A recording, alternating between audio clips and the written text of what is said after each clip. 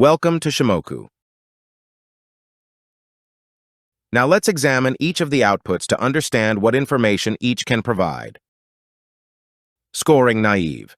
This file presents a summary of the model performance, including accuracy, AUC, precision, recall, and F1 for the predicted classes.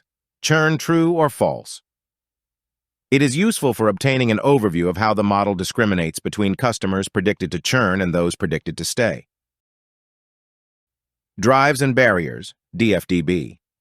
It contains detailed information about the customers, including their identifier, churn class, true-false, and lists of the main factors that drive the prediction towards or against the churn probability. This is crucial for understanding which features are most determinant in the churn prediction for each customer. Feature importance, DF importance. It shows the importance of different features used in the model to predict churn. Features with higher importance are critical for understanding which factors contribute most significantly to the model's prediction.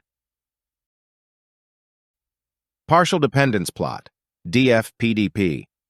It offers insights into how the churn prediction varies with different values of specific features. This analysis helps understand the relationship between the model features and the churn probability. Predictions, DF, predicted. It includes the final model predictions for each customer, along with the associated probability for each prediction. This allows for a detailed evaluation of how the model classifies each customer and with what degree of certainty. Here we conclude the observation of our outputs resulting from the training flow. Thank you for watching, and until next time.